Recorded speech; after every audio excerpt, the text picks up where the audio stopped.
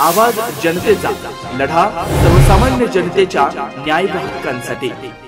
Rahuri factory येथे नगर मनमाड मार्गावर नियमित वाहतूक ठप्प होत असल्याने प्रवाशांना मनस्ताप सहन करावा लागतोय। राहुरी फॅक्टरीत नगर मनमाड रस्त्यावर कुठलाही अपघात न होता विरुद्ध दिशेने बेजबाबदारपणाने वाहन चालवण्याचं वाहतूक कोंडी होत असल्याचं दिसून येत आहे। आज जिल्हा पोलीस अधीक्षक राकेश ओला यांनी स्वतः रस्त्यावर उतरून वाहनावर कारवाई केली, तर यावेळी पोलीस निरीक्षक संजय ठेंगे यांनी विरुद्ध दिशेने वाहन चालवून वाहतुकीस अडथळा निर्माण करणाऱ्या 2 वाहनांवर कारवाई केली। या दोन्ही वाहनांवर दंडात्मक कारवाईचे चलन फाडून दोन्ही वाहन चालकांना न्यायालयात हजर केलाय। याबाबत न्यायालयाच्या आदेशानुसार दंड अथवा शिक्षा सुनावण्यात येईल असं पोलीस निरीक्षक संजय ठेंगे यांनी सांगितलंय। सदरची कारवाई पोलीस निरीक्षक ठेंगे यांच्या मार्गदर्शनाखाली सहाय्यक पोलीस निरीक्षक अमोल पवार, प्रमोद ढाकणे, सचिन ताजने, सूरज गायकवाड, संतोष ठोंबरे, सोमनाथ जायभाय, गणेश सानपे आदींनी केले।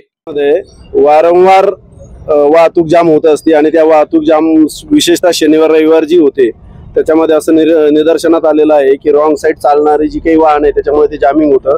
त्यामुळे आज दुपारी आम्ही 1:30 वाजता 2 वाहनं जी रॉंग साईड येत होती आणि त्याच्यामुळेच नेहमी वाहतूक जाम होत असल्यामुळे त्यांच्यावर मोटर व्हेकल ऍक्ट 184, 122, 177 प्रमाणे कारवाई केलेली असून सदर सेक्शन मधील 184 धोकादायक पद्धतीने वाहन चालवल्याचे असल्याने सदर चालकांना माननीय न्यायालयात पुढील कारवाई करता पाठवण्यात आलेले आहे। मोटर व्हेकल ऍक्ट 184 नुसार धोकादायक पद्धतीने रॉंग साईड वाहन चालवणाऱ्या चालकावर किमान 1000 ते 5000 रुपयापर्यंतचा दंड तसेच 6 महिने ते 1 वर्षापर्यंतचा कारावास अशा शिक्षा होऊ शकतात किंवा दोन्ही शिक्षा होऊ शकतात। तरी आम्ही मान्य न्यायालयाला त्याबाबत विनंती करत आहोत। मुळातच शिस्तीत वाहन चालवलं, रॉंग साईड चालवलं नाही तर वाहतूक जाम होण्याचा काही प्रश्नच नाही, परंतु शिर्डी शनी शिंगणापूर जाणारे जी काही वाहन चालक ती बऱ्याच वेळी त्यांच्या ज्या ग्राहकांना असलेली घाई, रेल्वे स्टेशन, विमानतळावर जाण्याची घाई असं कारण सांगून रॉंग साईड घुसतात।